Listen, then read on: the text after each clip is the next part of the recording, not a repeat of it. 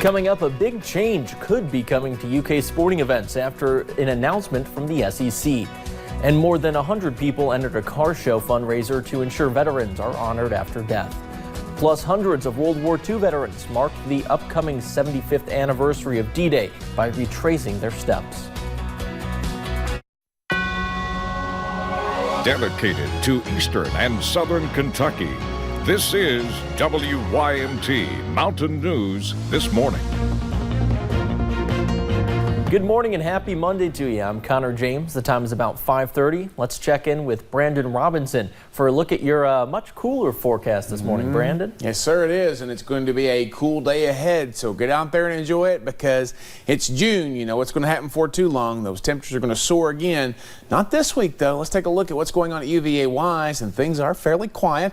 Again, a little touch of fog possible this morning. Should be many clouds, if any clouds, this morning.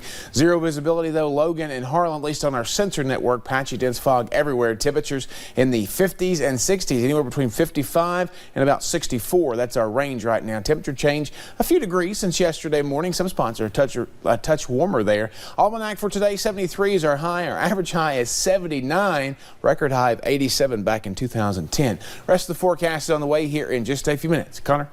All right, thanks, Brandon. A big change could be coming to UK sporting events. Officials from the Southeastern Conference announced a change to the current alcohol sales policy. In the past, the SEC's 14 schools were not allowed to sell alcohol.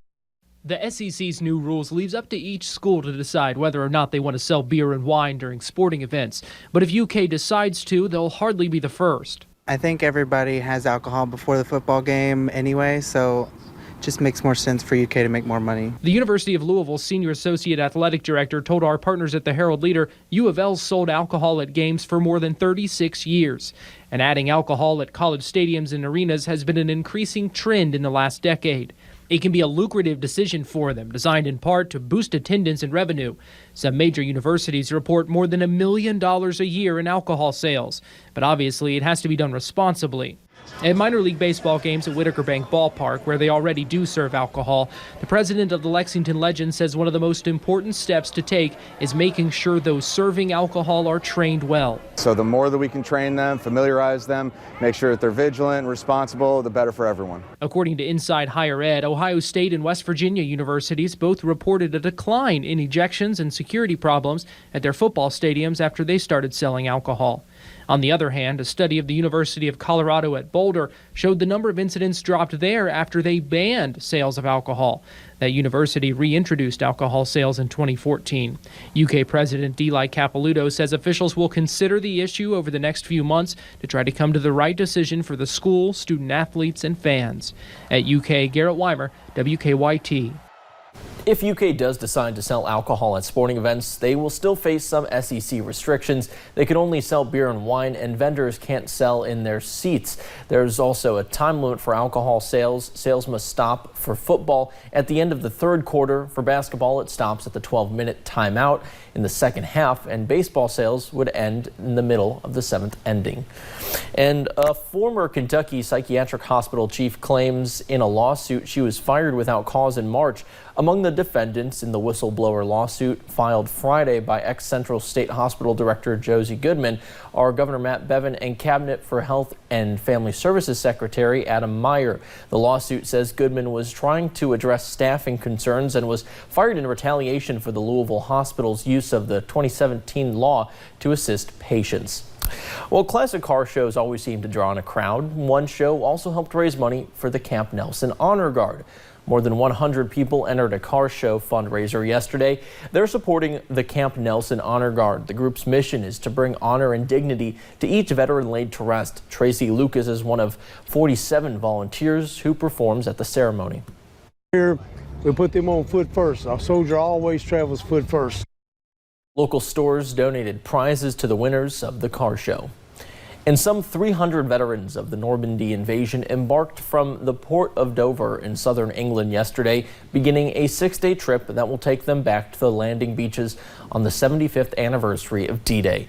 The cruise will take the veterans to the Dunkirk and Poole before arriving in Portsmouth, where British Prime Minister Theresa May and President Donald Trump will join other world leaders for the commemoration of D-Day on Wednesday. They will leave Portsmouth Harbor that evening and arrive in Normandy the next morning, retracing the crossing they made in 1944.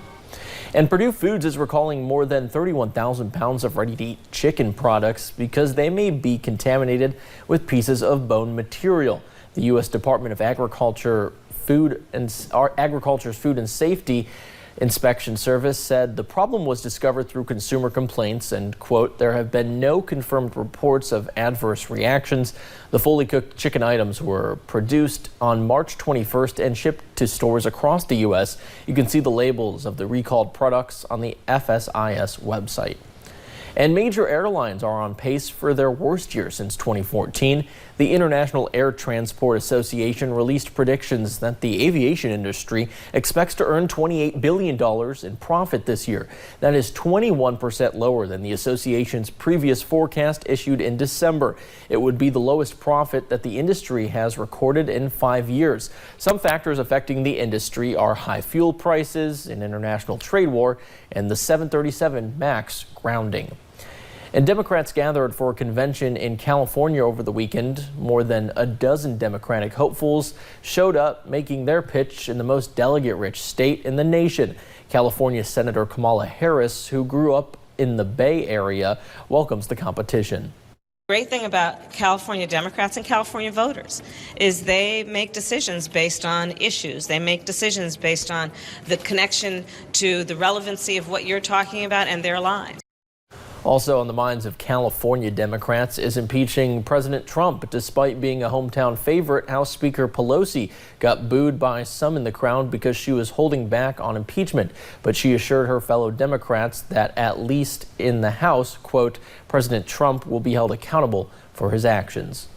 And Border Patrol agents in Arizona say they found an unfinished tunnel connecting the United States to Mexico. Agents along the Mexican law enforcement discovered the tunnel Wednesday near the cross-border point on the port of Nogales. The tunnel was several feet below street level, extending 12 feet into the U.S. and 5 feet into Mexico. Authorities found several digging tools inside the tunnel. No arrests have been made. And in Seattle, a newspaper delivery man is recovering after he was shot 5 times while just doing his job early last Saturday morning. Police say a complete stranger fired his gun on Travis Zimmerman while he was delivering newspapers. 15 bullets hit Travis in the face, groin, and legs, and he survived and talked about it. I'm not threatening anybody. I don't know him. I'm not looking for any kind of fight. I got babies, I got a fight to put their shoes on. Everything's already a fight, you know? Who needs another fight, you know? The father of 2 says he was just on a routine paper news route at around 3 a.m. Saturday when a man in another car kept blocking him and following him when he got away before finally shooting him. Zimmerman hopes to get out of the hospital in the next several days. The accused shooter, Daniel McLaughlin, was charged with assault on Friday. Police say he admitted to having 30 different firearms, while court documents show he has a history of heroin abuse and mental illness. A lead in the case of a missing Connecticut mother of 5. Jennifer Dulos has been missing since May 24th. Dulos' estranged husband, Fotis, and 44-year-old Michelle Trakunis were arrested on Saturday. They're charged with hindering prosecution and tampering with or fabricating physical evidence. They have not been charged in Jennifer Dulos' disappearance. The 50-year-old Dulos filed for divorce from Fotis Dulos in 2017. Sources close to the investigation tell CBS News detectives are treating the case as a homicide. And a California inmate who claims to have killed more than 90 people across the U.S. was indicted for the deaths of 2 women in Ohio. Officials say Samuel Little is linked to crimes dating back decades. Little reportedly confessed to killing a 3rd woman in Cleveland and dumping her body between Cleveland and Akron.